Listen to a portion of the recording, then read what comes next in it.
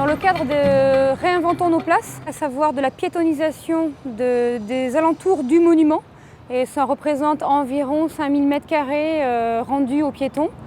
Nous avons donné un nom à notre groupement, les Monumentales, parce que nous travaillons à la fois sur Panthéon et sur Madeleine, donc sur des places qui ont une caractéristique forte d'avoir un monument classé en leur sein. L'idée justement d'intervenir dans un site avec une teneur aussi patrimoniale, c'est de travailler avec ce qui est déjà là. Et donc la première approche qu'on a eue, c'est travailler avec le granit des sols, la matière des façades, le calcaire. On est sur une place a priori à l'italienne minérale, du moins pour l'instant. Et donc on a essayé de capitaliser sur ça et d'instaurer un rapport à la matière en la révélant, tout simplement. Donc on a fait la visite du centre de maintenance et d'approvisionnement de la ville de Paris pour aller chercher des matériaux. Et on est tombé en fait sur des tonnes et des tonnes de granit. Ce sont des blocs en fait qui sont récupérés par la ville de Paris et qui font l'objet de réemploi.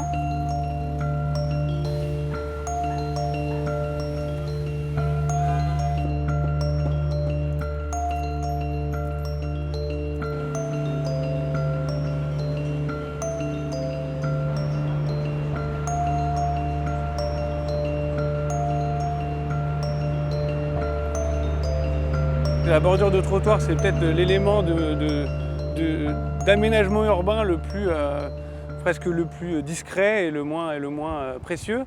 Et en fait, nous, en le voyant, on s'est dit que c'était quand même un bel objet, c'est des proportions qui sont assez belles. Et donc, on s'est dit qu'on allait complètement le sortir de son usage habituel, le détourner. Ces deux encoches qui font qu'ils tiennent sur deux plots, ou alors on le retourne et ça devient des sortes de radiers. On leur porte une attention en les soclant. En leur fabriquant des socles qui finalement permettent de les mettre en valeur. Et sur ces blocs de granit, on installe aussi d'autres choses pour de nouveaux usages qu'on cherche à tester en fait, et qui sont des grandes plateformes en bois qui vont prendre diverses formes. Alors ça va de la simple scène horizontale à quelque chose qui commence à onduler et à bouger pour pouvoir essayer justement d'autres postures dans l'espace. On imagine aussi qu'on puisse manger sur la place, donc peut-être un dispositif de type table, ou travailler, parce qu'on a beaucoup d'étudiants. Tout ce qu'on propose aujourd'hui, ça vient directement, et c'est directement issu quand même des observations qu'on a pu faire des usages les plus fréquents, parce qu'il faut savoir que même si avant c'était des parkings, les étudiants, eux, n'ont pas de complexe par rapport à l'utilisation de l'espace, et à Panthéon, on mange par terre, on s'allonge par terre, on dort, enfin, on fait tout un tas de choses. Peut-être qu'on ne ferait pas dans d'autres espaces publics, c'est ça qui est intéressant et c'est ça aussi qui fait la spécificité de la place. Pour contrebalancer cette austérité apparente, en fait, il y avait cette histoire de mascarons qui sont des éléments du Pont Neuf. Ce sont des masques qui sont censés chasser le mauvais sort. Mais donc les mascarons, c'est aussi pour parler de côté très ornemental de la place.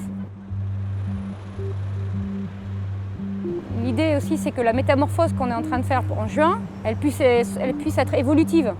Donc un bloc de granit, il faut savoir que ça pèse 250 kg en moyenne. Et que donc si on veut faire évoluer la place de manière tout à fait concrète, eh bien, il nous faut aussi travailler les outils qui nous permettront de la transformer. Du coup, on a inventé une machine rudimentaire qu'on appelle la translateuse.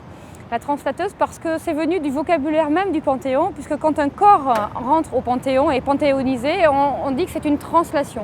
Donc la translation, c'est la mise en mouvement. Et donc finalement, nous on se dit que nous aussi, on mettait en mouvement la place. Donc on mettait en mouvement nos blocs granit et qu'on allait inventer cette machine incroyable, un peu moyenâgeuse, la translateuse. L'objectif de la translateuse, au-delà du symbole, c'est aussi très techniquement que 3 personnes puissent prendre un bloc, le bouger, l'emmener à l'autre bout.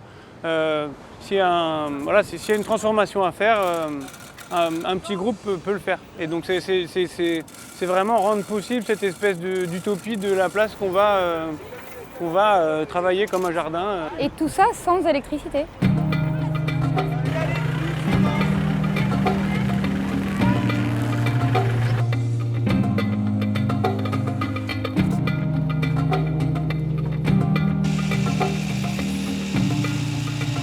Sur le chantier du Panthéon, notre rôle dans l'équipe des Monumentales, et de permettre l'intégration de travailleurs en insertion dans un chantier plus ou moins traditionnel pour faire des travaux un peu plus qualifiants dans d'autres qualifications que leurs travaux habituels. Et c'est aussi l'occasion pour ces gens-là de fréquenter des ouvriers qu'ils n'ont pas l'habitude de voir et donc de véritablement établir un lien. On s'est donné nous-mêmes plusieurs objectifs. Un, les intégrer dès l'origine du projet et deux, intégrer des hommes et des femmes.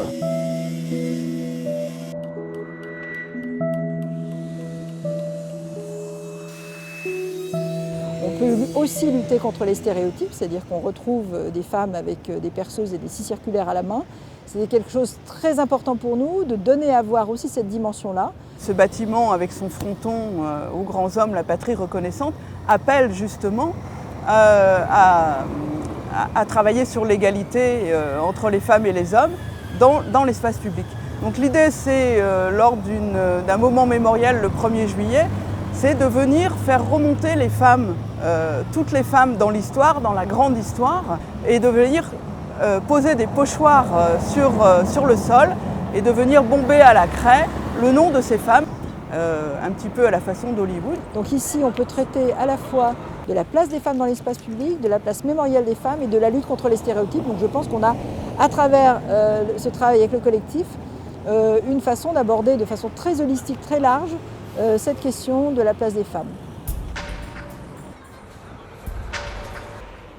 On est dans une mission un peu particulière où justement à terme, sur les 3 ans, on aimerait impliquer les gens et faire en sorte que ce soit eux qui prennent le relais de la place, que ça devienne leur place. Donc c'est la maison de la base vie qu'on a là. Pour nous, l'idéal, ce serait que les associations s'en emparent, les classes de scolaires viennent faire des ateliers toutes les semaines dedans, qu'il y ait un petit calendrier qui se mette à jour, que chacun pointe son petit jour, ses 2 petites heures par semaine qu'il a passé sur la place pour venir travailler et que finalement, comme ça, il y a un roulement de choses qui se passe. C'est un peu l'objectif qu'on s'est fixé, on espère qu'on va y arriver, mais c'est pour ça aussi qu'on met en place ça en juin, pour faire réagir et pour expérimenter et peut-être faire évoluer avec les personnes.